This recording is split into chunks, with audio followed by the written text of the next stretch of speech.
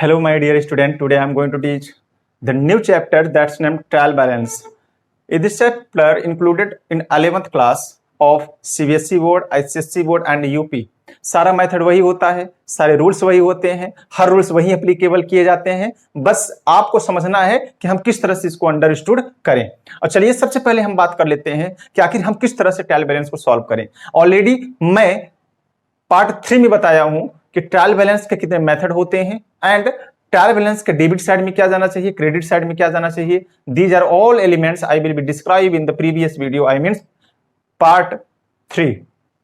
It's very important that if you want to solve the trial balance questions, very necessary, it is very important for you, and you will be go in my YouTube channel and where from you should look at the part of 3 video.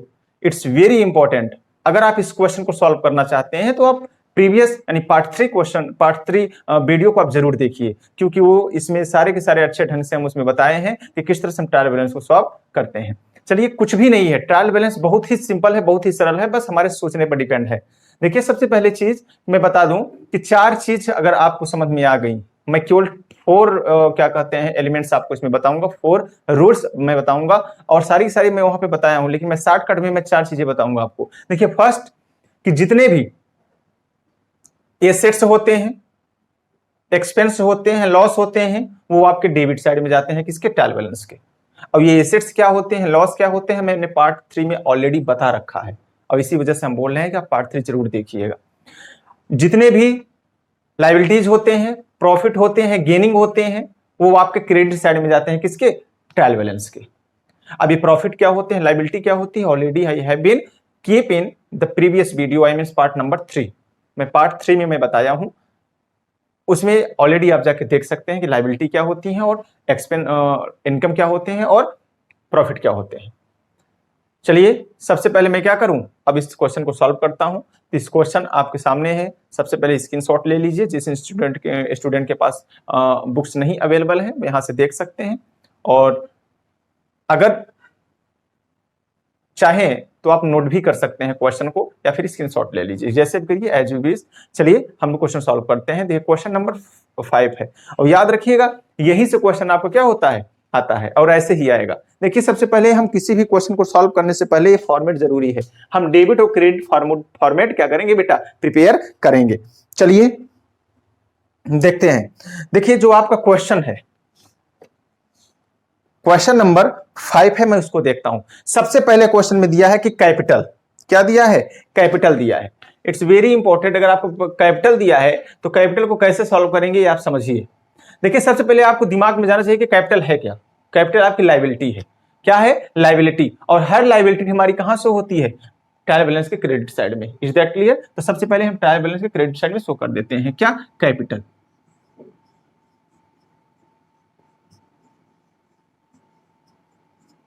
कितना है, देखेंगे कि capital आपका 20,000 है।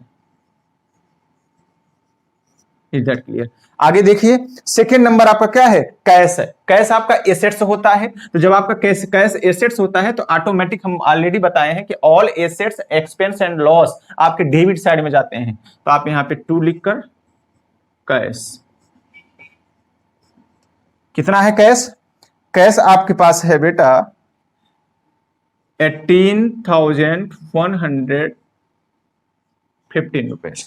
आगे चलिए, purchase. अब याद रखिएगा, परचेज, जब आप कुछ परचेज करते हैं, वेरी नाइस, जब आप कुछ परचेज करते हैं तो क्या देके परचेज करते हैं, कैश। जब आप कैश देके परचेज करते हैं तो जब आपके पास से कैश जाता है तो इट्स योर लॉस, यह आपका क्या होता है, लॉस होता है। और यही रीजन है कि हम परचेज एंड सेल्स रिटर्न को डेबिट साइड में शो करते हैं, याद रखिएगा।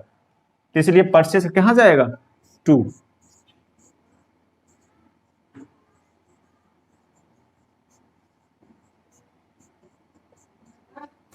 कितना है, देखिए परचेज है 7,250 रुपीज।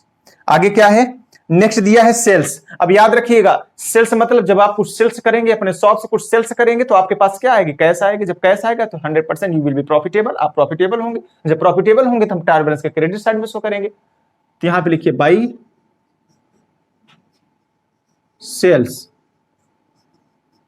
अकाउंट कितना है, देखिए सेल्स आप देखेंगे तो 6075 रुपीज है। नेक्स्ट चलिए, अब नेक्स्ट देखेंगे, आपको दिया है वेजेस, नाम से ही लग रहा है वेजेस माने होता है कि मजदूरी, मतलब जो वर्कर काम करते हैं उनको जो अमाउंट दिया जाता है as a remuneration is called wages, जिसे हम वेजेस कहते हैं।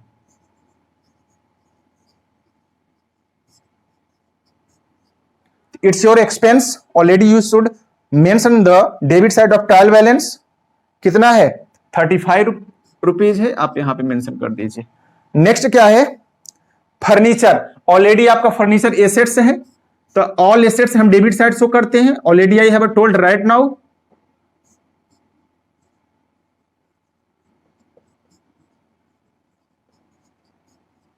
कितना है, फर्नीचर आपका 650 रुपीज है। नेक्स्ट डिस्काउंट डेबिट,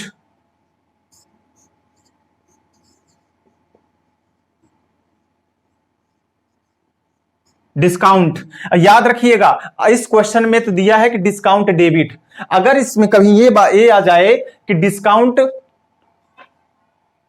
क्रेडिट तो आपको क्रेडिट साइड में शो करना है। अगर कोई इंस्ट्रक्शन नहीं दिया है, याद रखिएगा, अगर डिस्काउंट लिखा है और कोई इंस्ट्रक्शन नहीं है तो आपको डेबिट साइड में ही इसे क्या करना पड़ेगा बेटा, शो करना पड़ेगा। इसमें इंस्ट्रक्शन था तो मैंने डेबिट कर दिया, अगर कोई इंस्ट्रक्शन नहीं होगा फिर भी मैं डेबिट करूंगा। अगर इंस्ट्रक्शन ऐसा है कि इसको क्रेडिट साइड में शो करना चाहिए, इसका मतलब है कि डिस्काउंट आपको अचीव हो रहा है, रिसीव हो रहा है, it's your profit that you should mention the credit side of trial balance because it's your profit.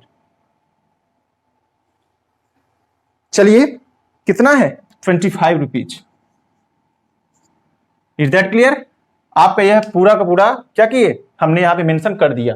अब सबसे पहले फर्स्ट ऑफ ऑल आपको देख लेना चाहिए, आपको चेक कर लेना चाहिए कि जितने उसमें टर्म दिए हैं क्या उतने हैं। तो आप देखेंगे कि आपके क्वेश्चन में 7 टर्म्स दिए हैं, ऑलरेडी हम लोगों को काउंट कर लेना चाहिए, 1 2 3 4 5 6 7। अब यह क्लियर हो गया कि एक भी अमाउंट आपकी क्या है, ऑप्टिमाइज नहीं है, छूटा नहीं है। जब नहीं छूटा है तो हम ऑटोमेटिक पूरे को क्या करेंगे, काउंट करेंगे। और ट्रायल बैलेंस का रूल होता है कि इसका क्रेडिट एंड डेबिट साइड दोनों इक्वल होने चाहिए, और अगर इक्वल नहीं होते हैं फिर हम सस्पेंस अकाउंट ओपन कर सकते हैं। लेकिन वो सस्पेंस अकाउंट यही प्रेफरेंस करता है कि आपका जो अकाउंट है, जो क्वेश्चन है, ये इरेजफुल है, लेकिन हम काफी एफोर्ट करने के बाद हम उसको ओपन करते हैं। ऐसा नहीं है कि मैं इमीडिएटली में नहीं मिला मैं तुरंत ओपन कर दिया, तो उस पर अभी दिमाग मत लेके जाइए, केवल मैं जैसे बता रहा हूं आप वैसे वैसे कॉन्सेंट्रेट करके इसको सॉल्व करिए। तो देखिए, it's the rule of trial balance that you will have to equal the balance of credit and debit side both. याद रखिएगा दोनों क्या होना चाहिए, इक्वल होना चाहिए। तो चलिए देखते हैं क्या इक्वल है। अगर इक्वल नहीं है इसका मतलब है कि आपका यह सॉल्व जो कर रहे हैं क्वेश्चन कोर्स गलत है, सही नहीं है। और काफी प्रयास करने के बाद अगर नहीं मिलता है तो आप सस्पेंस अकाउंट को ओपन कर सकते हैं। चलिए देखिए, यहां देखेंगे तो यहाँ पे 20,000, यहाँ पे 6,075 रुपए, ऑटोमेटिक जब प्लस करेंगे तो 26,075 रुपीज। और इसको देखिए 18,000, यहाँ पे क्या 18,000 18,700 कितना होता है, 25 और 25,600, 27, इसका भी आ रहा है 26,075।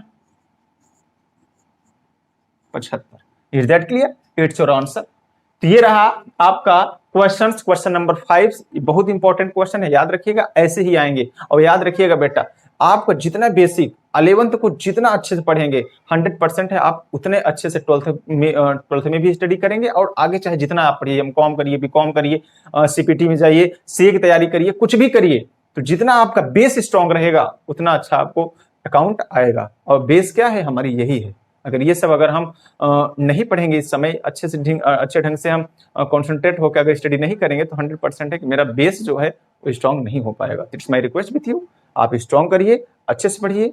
और नेक्स्ट वीडियो में हम नेक्स्ट क्वेश्चन लेके आएंगे। तब तक के लिए goodbye and take care.